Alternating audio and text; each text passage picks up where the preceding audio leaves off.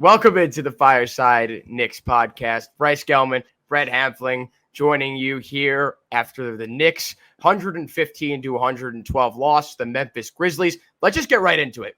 What are your instant thoughts? Here we are, Bryce. We're 4 hours into the season, and we have a heartbreak already. We're one game in, one heartbreak. That's what you expect as a Knicks fan. I mean, we were talking about it before. I don't feel that bad about the loss, but it does sting also. We're not looking for moral victories this quick into the season. But as a Knicks fan, that's what you get sometimes. They played good. They came back from 18 points down. I should say they played okay. Memphis was banged up. A better RJ Barrett game, and they steal a win. So on one hand, I feel heartbreak. On the other hand, you got to start stacking some wins this season. It is absolutely not the end of the world when RJ Barrett scores 11 points and grabs 8 rebounds. He probably shot like 25% from the field. I don't exactly have it up here right now. Worse, 3 for 18. 3 for 18. So I was just a little, what is that like? It's one of the worst games of his career, honestly. Yeah, it was terrible. And it's not exactly what you expect. He played 38 minutes. He played, I want to say, solid defense in that first half, and they put him on Ja Morant. Everything fell through. I mean, Ja Morant is a generational talent. You deal with him, you're going to have to put a guy who can guard him. And listen, that guy could have been Quentin Grimes. Quentin Grimes obviously out with an injury. So it fell on RJ Barrett because realistically, you cannot trust Jalen Brunson to guard anyone, much less a top 2 point guard in the league. I don't know. We can get into that at a later point. But the Knicks, listen, they should have won this game. Like, point blank, should have won this game. It could have won this game. It also could have lost this game by 15 to 20. They started a little slow, just a little sluggish. Early in the third, I think they were down 18, and I kind of said, this could be ugly. But different than last season, different than the last 15 seasons, they fought back. They did fight back plenty last year, but they would never close. They fought back, led by Cam Reddish, of all people. Cam Hive, where you at? I gotta admit, I haven't really been a part of Cam Hive. Are you part of the Cam Hive now, though? Oh, you got it. If you guys will still have me, if you guys will have my late entry. There aren't that many members right now. There's definitely a lot of people trying to hop into it. That's for sure. Yeah, so I mean, that was off the top of my head the quickest, the biggest surprise of the game. 22 points, 9 of 15 shooting, 3 of 6 from 3. These Euro steps all over the lane. He has these long. This long body, long legs, and he finished. He didn't finish well last season. I said everyone knows he's talented, but he didn't really show me much last season. So that's, listen, we're already doing takeaways. We're already doing what do we see well, because that's what we do. But so Cam Reddish right off the bat, it was an awesome thing to say. Reddish, a guy who is a 7'1" wingspan in transition, is a scary thing when he's not playing crazy. I mean, listen, he was holding on to the ball. He made one bad turnover, I think. It was an easy steal. But he has the ability to finish at ease at the rim. There aren't that many guys. Listen, Jalen Brunson is one of those guys. RJ Barrett usually is one of those guys. So when you have a guy on the team that could do that at a consistent basis, you got to use that. And the fact of the matter is, he's not going to get minutes when Quentin Grimes comes back. But then you see a performance like this, and you're like, he closed the game. He closed the game. Yeah, I would say he took advantage of his one chance. Because if he kind of wasn't involved in this game, let's say he went 2 for 5, hit a 3, wasn't part of the closing minutes, which is crazy that he was. And Quentin Grimes is healthy on Friday, he was off the rotation. But what happened, and all the fans seeing that, and the beat writers will be asking Tibbs about that, I think he's forcing his hand to at least play him a little bit. Now, that's a tough question because this team is deep. Yeah, it's really deep. What, you're saying Tibbs is just going to throw him back? You're saying he's going to throw him right back on the bench? He's not playing. He's not going to play. Have we seen? Do you saw what Obi Toppin did in the last 10 or so games of last season? And then we saw all the reports from all the Knicks guys who said, listen, Tom Thibodeau is going to play Obi Toppin. He didn't get in until 1.5 minutes left in the first quarter. He didn't play. Yeah, and so, listen, I understand Julius Randle. We'll get into that in a little. But if you're going to say all summer that this guy has earned his minutes, he's going to start playing more, but then you're not going to play him, he's going to trust his guys. This is the thing about Tibbs. He's going to play his veterans. So Cam Reddish, listen, and Quentin Grimes is a different story. Quentin Grimes is by far the best defender on this team. He's also the best spot-up shooter on this team. Fournier is good off the dribble, but Quentin Grimes gives you a lot. Cam Reddish is showing you that he can also give you a lot, but how much is it realistically going to take? Yeah, but okay. So Tibbs is stubborn, right? He likes to keep his guys, likes to keep his veterans. I gotta give him credit for sticking with Reddish, though. He could have easily threw him back on the bench. I guess who was that closing lineup? It was RJ, Randall, Brunson, Hartenstein. And Harden. Oh, by the way, we were going to get to Hartenstein. He's the man. Love Hartenstein. I love him. But I give Tibbs credit. It showed a little bit of change sticking with Cam there. The Obi thing is this whole thing's going to be tight because Quickly didn't play that much. Derrick Rose didn't play that much. Quickly got in the game early. He just didn't do much, and that's the point where they went down. Is Quickly came into the game instead of D Rose. By the way. And I want to get into this. I'm going to ask you a question about D Rose, but D Rose did not look the same as he usually has. But they put Quickly in almost immediately. Like there's some trust with Tibbs in Quickly. He's a spark plug off the bench. The second he comes in, you know he's going to give it his all, and he usually does. But tonight, I guess he just didn't have it. Yeah, I mean the thing is with like when the rotations are short, like especially the first game of the season, it's hard to get comfortable. So if you come in for 3-4 minutes, miss a shot or two. Then you're sitting on the bench for another 15, 20 minutes. Yeah. And, you don't want to jack up shots because, maybe the lineup you just got inserted with has some rhythm. It gets tough. And I've seen that with Quickly. I mean, Quickly, he has the confidence. But, yeah, tonight he was 0 for 6. Not his game. Derrick Rose only played 12 minutes. I don't know. I don't He wasn't finishing with ferocity. I mean, he was taking terrible shots. I mean, those 2 transition threes didn't even come close. And you could tell when D Rose is playing with confidence, he's playing freely, and that pass he made that hit Steven Adams walking to check into the game on the head.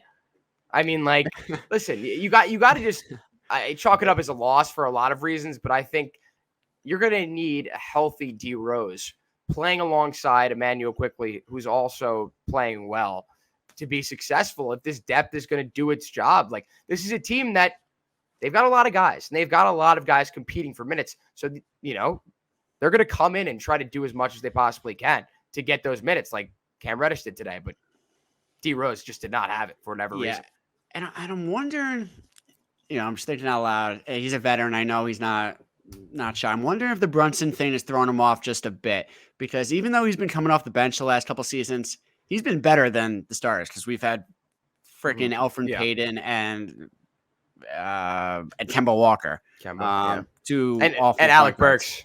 And Alec Burks. So even though Rose was coming off the bench, which he was fine with, he knew he was our best point guard. And I'm wondering if, I don't think it'll be an issue, but I'm wondering if it just threw him off a little bit, having that, bona fide starting point guard, which we should talk about. Jalen, solid game. Let's see, what were his stats? 15 points, 7 of 18 shooting, 9 assists, some big plays down the end. He looked good. I don't think we could expect him to. Besides the open threes. The open threes he missed at the end. If he hits those 2 threes, they win the game. There's no doubt about it. It's true. The corner one at the end was wide open. That was tough.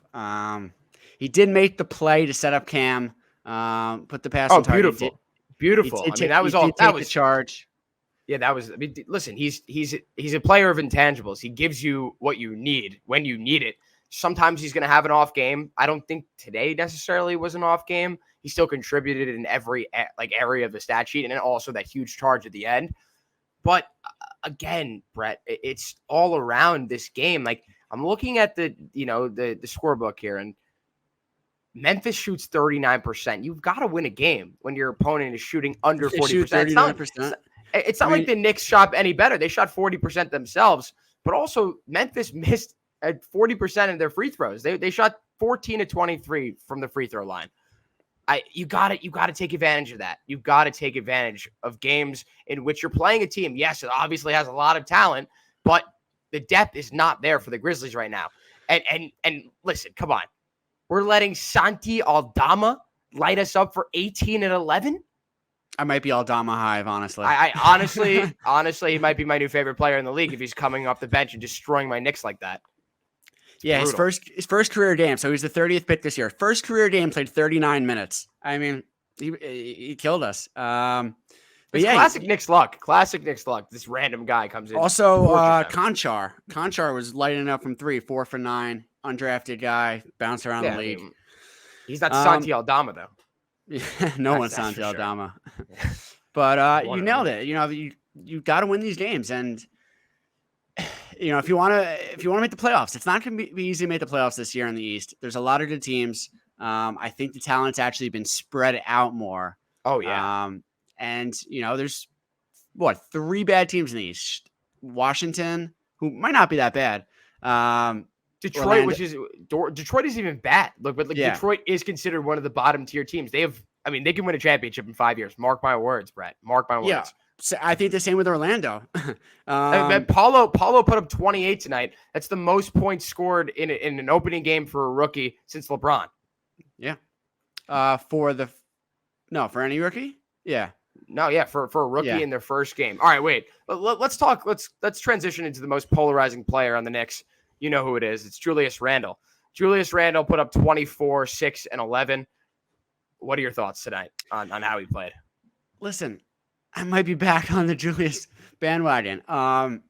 Obviously, great season 2 years ago. Made an All-NBA team. Was struggled last year. Just his heart wasn't in it. He got against the fans. He missed shots. He was the reason when he made the playoffs last year.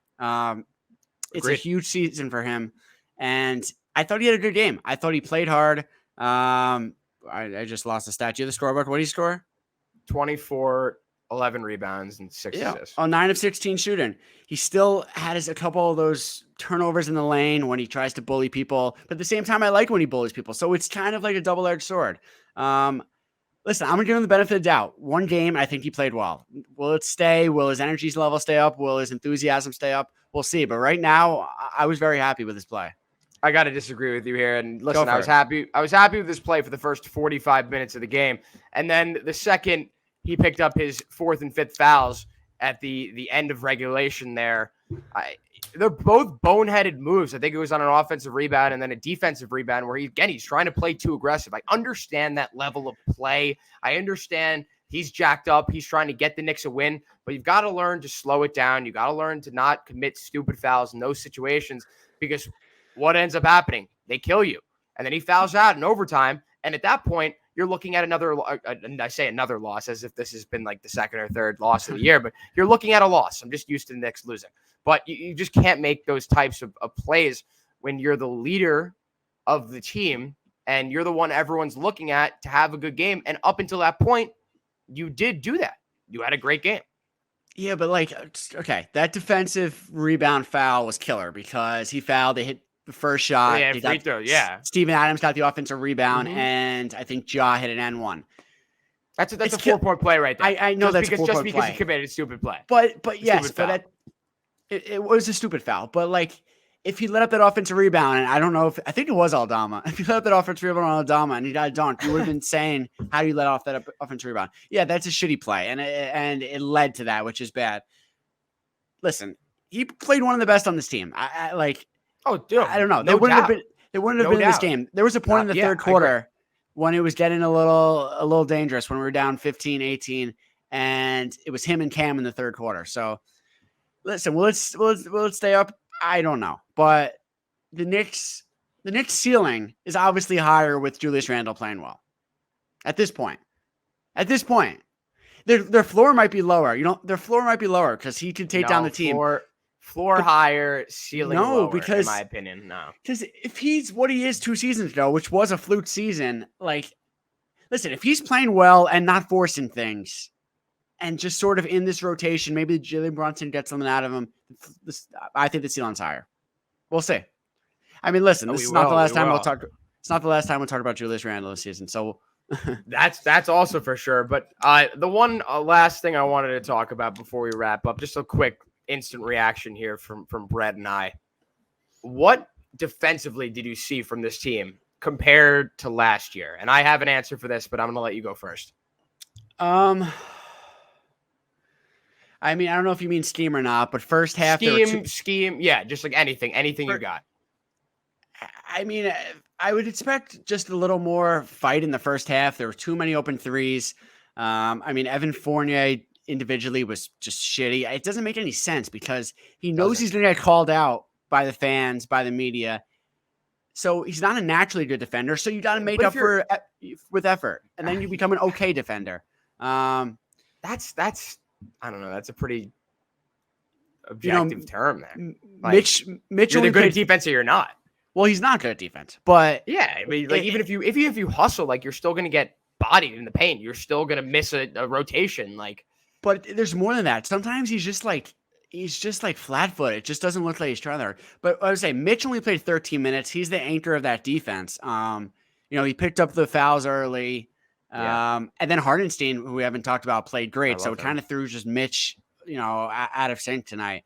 I don't know. I like the difference in the rotations that both of them bring. Like Mitch he was a complete non-factor on the boards. He also didn't play. Like you said, he picked up those early fouls. 13 minutes. But he played. Listen, Steven Adams was absolutely destroying him on the defensive glass, boxing him out like crazy. Mitch is a player who thrives without bodies in the paint. If you're not there or you slip away for a second, you're helping out at the top of the arc. He's going to jump up there, get higher than anyone else in the league, and grab those boards that no one else can grab. But when you're getting boxed out constantly by one of the best defenders in the league, it's not going to happen. Hartenstein offers you something different than Mitchell Robinson, though. He's got offensive prowess. He can make the pass. He can make the three. Nothing that Mitchell Robinson could do. So I like the differentiation between the two lineups. But back to the defense quickly. The rotations were trash. I mean, this is exactly what we saw last year. They could not defend the three to save their lives. I mean, they got lucky that Memphis only shot 17 for 50. 34% from three is not a bad night by any means. And most teams that the Knicks play will understand this weakness, and they're going to shoot at least 30, 40 threes. Memphis shot 50. They still had 17. At the end of the day, that's why they won this game, because they were hitting shots. And they got a large volume of threes because of the terrible rotations, the discombobulation all over the defensive end for the Knicks. I mean, Brunson's got to do better closing out. All these guys need to understand where the other guys are on any given point on the court. And this is a Tom Thibodeau coach team. Can't have this. There's a reason why he's the coach of the Knicks, because defensive purposes, and he's not coaching well enough to warrant, I guess, a full season. I mean, this is right now, but this is just exactly what we saw. I'm not even change. I'm not wading into that waters yet, but we'll see. Before we go, yeah, I mean, your point is well taken. Like 2 years ago, they were fourth in the league in defensive efficiency. Last year, they were take away Alfred Payton and Reggie Bullock from that team, and that changes everything. They were 11th last year. They're not going to be one of the top offensive teams. They could be sort of towards the middle. So you got to be one of the 10 best defensive teams to be a good team and make playoffs. Listen. At the end of the day, this is New York. You're going to win in New York by only one way. You're going to play hard-nosed defense, and that's how they've won every time in the history of the Knicks. Go back to the 70s, the 69-70 team, the 72-73 team, the 93-94 team, all the 90s teams, the 99 team. Like, these teams did exactly that. They bodied you in the paint. They made sure that they checked their man, and they made sure that they crushed you defensively, and they rebounded. And this is just, listen, all I'm saying, and I'm not trying to jump the gun here, if this continues, he'll be on a very short leash. I can't believe we're talking about leashes 5 hours into the season. All right, before we go, that's the Knicks. Before we go, my final thought, I can't believe how much I like Isaiah Hartenstein already. He has great feel for the game, so he's a great passer. He threw a couple over the top, a couple underneath. Great touch in the lane. These like 8-footers that are not easy. The little floaters, yeah. He has a good guard. He has a good stroke. I don't think he shot great tonight, but he obviously has a nice stroke, and he's a good defender. He stays down and moves well and has a good body. I'm way too excited about him. Like, I'm scared for myself. He's one of the most underrated players in the league, and the deal that the Knicks got for him was, I mean, come on. Like, what more could you ask for? That was a great move from Leon Rose. All right, that's going to do it. Unless you got anything to add? That's it. Anything else? We bounced back Friday night versus Detroit. Yeah. All right. Well, that'll do it for the first regular season episode of Fireside Knicks for this year. I'm Bryce Gelman. He's Brett Hamfling. We will see you next time.